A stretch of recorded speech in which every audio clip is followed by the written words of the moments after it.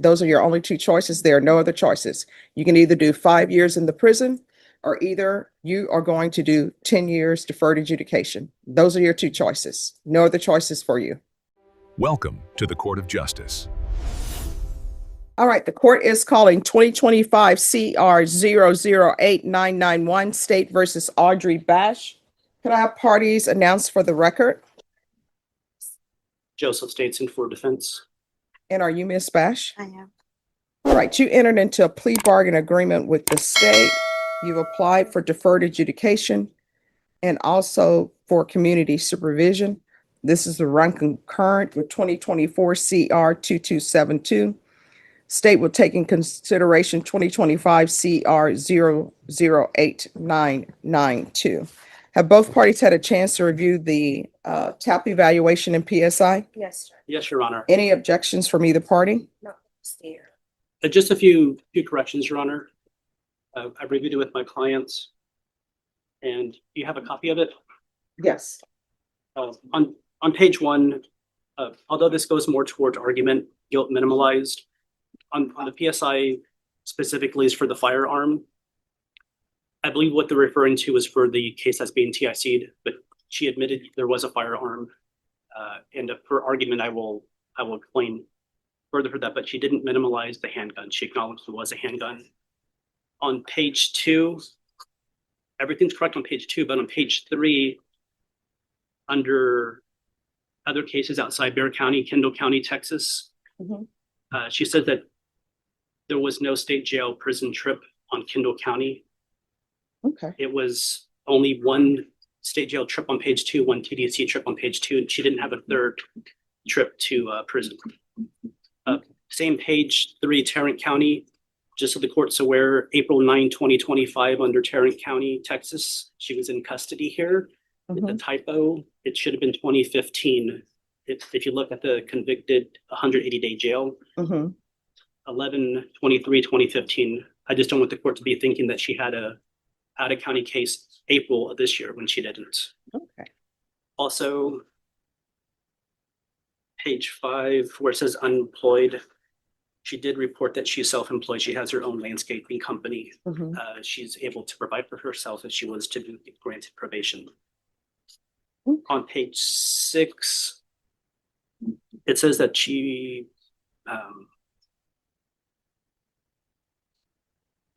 although to the left it says none for DWI education, to the right it says yes, which could be for AANA. She has done AA. She just wants the court to be aware that she's never had a DWI. She's never had to take DWI education class. And page 9, although this is not really a correction, it's just so I can point out, they wanted proof of full-time employment under other within 30 days and provide proof of education within 30 days. She's saying that she received 2 GEDs, one in Arizona, one in Texas. In 2001 and 2017, she did have a GED. The 2017 was in Bexar County jail. Aside from that, there's no other corrections, Your Honor. All right. State, you're opposed to the application? Yes, Judge. Yeah, again, I don't have any evidence. Okay. All right. Anything your client wishes to say? Yes, Your Honor. I would like to call her, but if I can do some argument first. We were here previously. Well, Okay. I think it's best that I take testimony and then I'll allow Yes, both sir. parties to do argument. Can I call Audrey Bash? Yes. Could you raise your right hand? Do you solemnly swear or affirm the testimony you give will be the truth and nothing but the truth, so help you God? All right. You can lower your hand. Ms. Bash, you're currently on probation supervised from this court. Yes. Yes. All right. You need to speak up so the court reporter can hear. And you're asking this judge to grant you reinstatement and probation on this new offense? Absolutely. Yes. Yes. Yes. You're willing Okay, to so here's the thing. I can barely hear you. You're a distance away from the court reporter. I know the court reporter is struggling. You need to speak up. Yes, ma'am. Yes. you're willing to do anything this judge imposes of you for probation? Absolutely. And Then, I'm sorry. Then why haven't you been doing it? Like people always say, I'll do whatever you want me to do on probation. You're already on probation. In your statement on page 7, it states, when asked why she felt she should be granted probation, the defendant stated, it's hard to be in jail. I don't want to be here or in prison. If you don't want to be in jail and if you don't want to be in prison, then why do you keep doing this? I was doing my classes. I was told to do the IOP classes here. I did 18 out of the 20. The day I came to jail would have been my 19th. But we're here for a new case. That means that you picked up a new offense. Yes, ma'am. So why? Why do you keep doing this? It seems like you want to go to prison. I do not, ma'am. Then I know to be better, I have to do better. And since I've been in here, I've done every class that they could give me. I'm trying to do better. I here's do the thing, understand people that. always do better when they're in jail. Normally, I will have people, they come before me, and when they're in the free world, they don't do what needs to be done. When they're in the jail, it finally hits me, oh, I'm in jail. And then they start taking every class they have at the jail, as evidenced by the fact that your counselor is saying, I've done my GED twice, when you only need to do it once. But people always become focused when they're in jail because they don't want to go to prison or they don't want to be in jail. So my question for you, why would this be any different than before? Your Honor, I'm old, and I know that I just don't want to do this anymore. What happened was I let fear control me and make a bad decision, and that was wrong. I was being threatened. So how old are you? 42. So you've had this MTR since last year. No, ma'am. Well, you were placed on probation on In 2024. September, and So I mean, you were maybe a year younger than you are today. and I was really trying to do everything that I could, and I do believe that I can do better. If given the chance, I know that I can do better. I can be better. I can do better. I do Your Honor, believe that. the threatening that she had, she is a victim of robbery. I tried to find it. I went back in time on YouTube to try to find it. There's a case here, family violence. Rick is familiar with. I've asked Rick to pull up the case information. He couldn't find it. I was in court here, and there was a Spanish sentencing, and there was a person who was very loud, talking in Spanish. I don't speak Spanish, but when the state had said that there's multiple victims, that lady was sentenced to prison. They said that the restitution was owed to Audrey Bash, but they didn't know her location at the time. I've asked them to try to find that. I couldn't find that case. I don't have a way to search that. But she understands that a gun is not supposed to have a gun on felon probation. If she were to have a gun after the 5-year period elapsed after she was discharged, cases ended her house for protection. But she had some bad relationships. She had struggled. She had a relapse. She wants to be a licensed clinician, dependent counseling to help other addicts recover. She believes she can stay sober. She won't be around firearms. I've never had somebody take upwards of 20 classes at the jail. People usually take 2 to 3. And she, not only took, I think it was 19 classes, but the AA meetings and 10A meetings she's done, it's multiple. It's not just 1 or 2.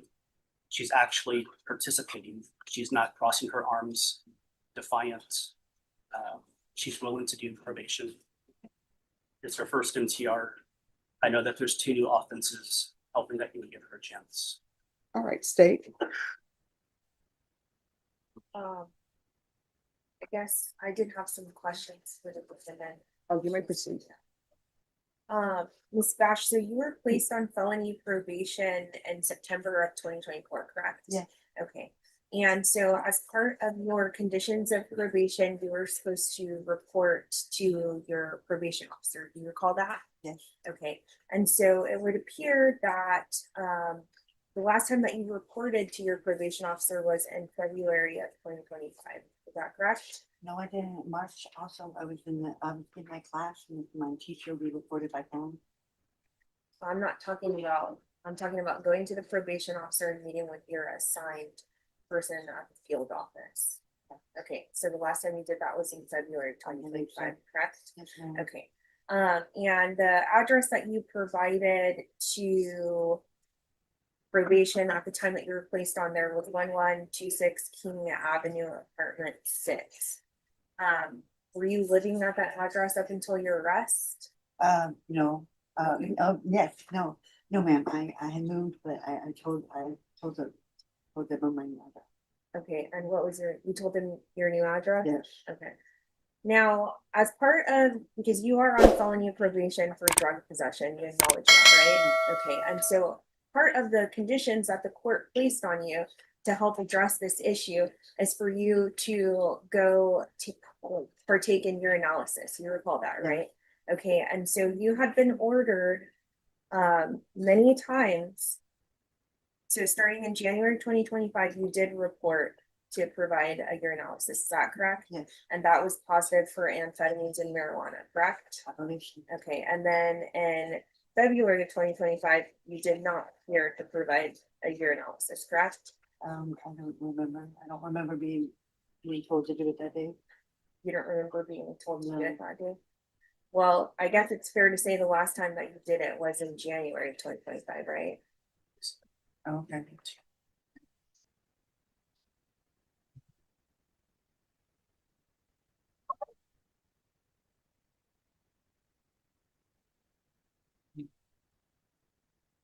So the last time that you provided your analysis was in January of 2025? Yes, ma'am. Okay, and so then in your PSI, you deny that you were under the influence of any alcohol or drugs at the time of your new arrest. Do you recall that? Yes, ma'am. But when we look at the stipulated evidence, the officer states that when he approached you, you appeared to be sleeping in your vehicle. Do you acknowledge that? Yes, ma'am. Okay. It was raining and the roads were wet and I pulled over rather than getting in an accident, I fell asleep driving one time before and I killed myself.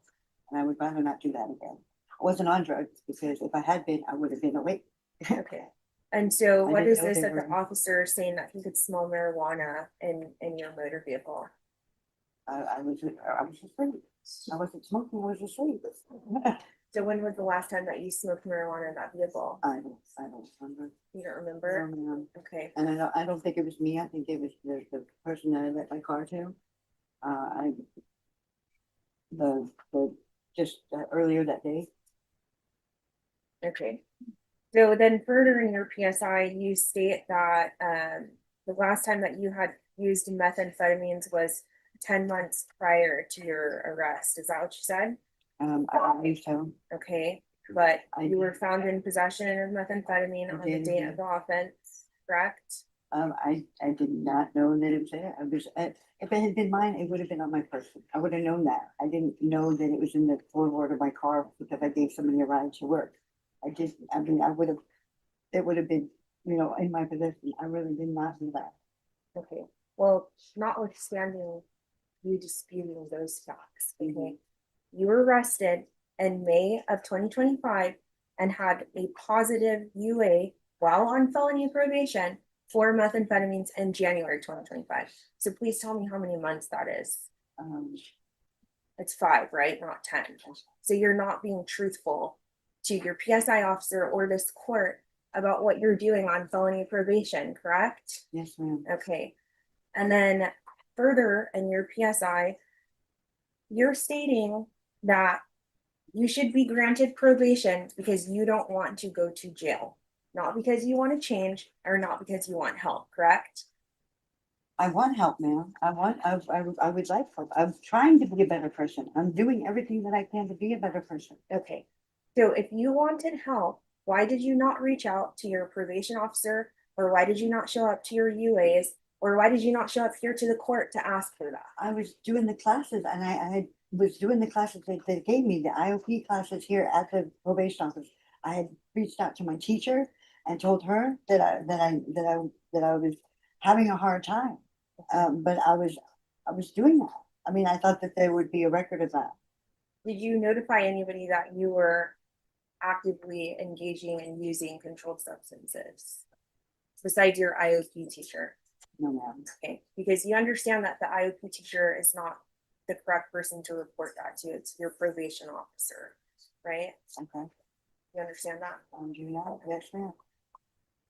And so I guess ultimately what you're telling this court is that you just don't want to go to jail or prison because it's hard, right? No, ma'am. That's That- stated in your PSI, right? and it's not that that's not it at all. I would really like to be given a shot to be a better person, to do better, to prove to myself in the court that I can do better. Prison is easy. I mean, you do what they tell you to do and that's it. But when I've done probation, I've free and cleared probation with no violations. I've free and cleared parole with no violations. I believe that I can do better. I truly do. I want to be better. I know to be better, I have to do better. And I'm prepared to do that. I know that probation is very rigorous and I'm prepared for those things. Anything that you give me, and I'll be happy to do. I want to be better and do better and help others be better and do better. Okay, I believe that. well, would you agree with me that given your history, the state and this court has already given you a chance by placing you on felony probation? And here we are, because you cannot violate or you cannot abide by the terms of felony probation. You'd agree with me, right? I believe that I made a mistake once and I would really just beg mercy to please get a second chance. When you say that you've made a mistake once, I mean, this is not the first time that you've been charged with a criminal offense, correct? Mm. So that's more than once, right? I'm asking for a shot. A second shot from this, but I don't know what to say there to her anywhere she's May I briefly Ask the respond? witness. bad. All right, so Yep. I'm going to give you a choice today. These are your choices. There are no other choices. One, I can place, you say you want the help, I'll give you deferred adjudication. The state is offering you a cap of 6. If I give you deferred adjudication, the full range of punishment is open to the court, which means up to 10 years in the prison. You are not going to ISF. I don't think ISF is appropriate. You'll be at the jail waiting transfer to SAFEP. And the SAFEP program is a 9-month program. And then you have aftercare for 3 months. Or if you would like, I'll sentence you to prison. I'll sentence you to prison for 5 years. Those are your only 2 choices. Which do you choose?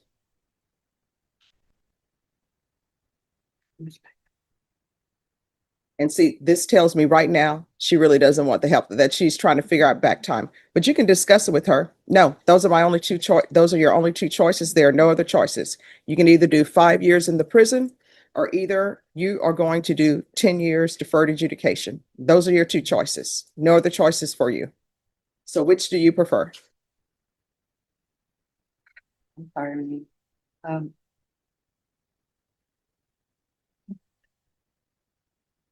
One moment. All right. Oh. And if she chooses prison, it doesn't hurt my feelings.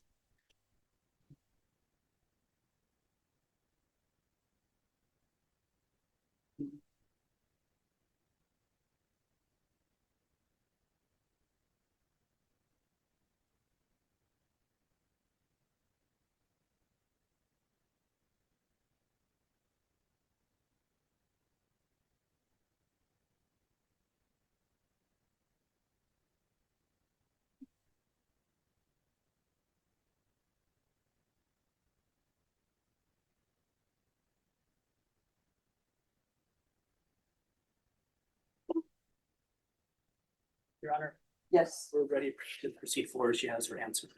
Right. So which does she prefer? 5 years TDC, and we would ask that would run concurrent with her MTR. We would ask if you would reform the judgment of the 10-5. Oh, just 1 second. We haven't done that case yet.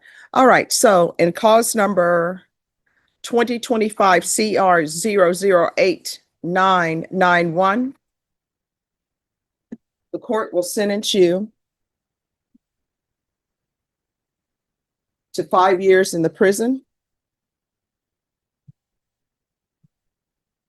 I'm sorry, the court is going to find you guilty, sentence you to 5 years in the prison, give you credit for any time served, This will run concurrent with 2024 CR 227.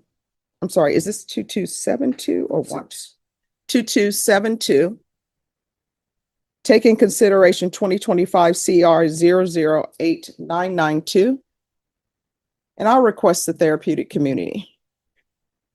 Is there anything else in that case with regards to sentencing? Yes. All right. Did you review the document entitled Trial Court Certification of Defendant's Rights to Appeal? With your attorney, did you understand it and sign it? Because it's plea bargain agreement, because I followed your plea bargain agreement, and because you waived your right to appeal, you do not have the court's permission to appeal. Because this is a felony conviction, you're not allowed to own or possess any weapons or ammunition. If you have a question over what that is, you will need to speak to an attorney. Do you understand? I do. All right, we're going to proceed in 2024 CR 2272. And that cause number, you previously pled true to violation of condition number 1. The court found violation of condition number 1 true.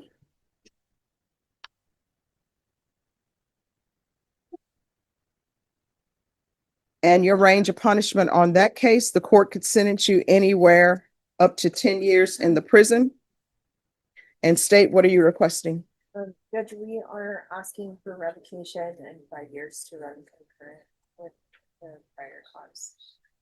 That's our recommendation. We ask that you follow it. I've previously conferred with Megan. If there was revocation, we would ask you to reform the judgment to match the sentence. All right. Are you waiving your right to appeal? I am. Thank you, Judge. All right. And that cause number, the court is going to sentence you to 5 years. You get credit for any time served. This will run concurrent with 2025 CR 008991.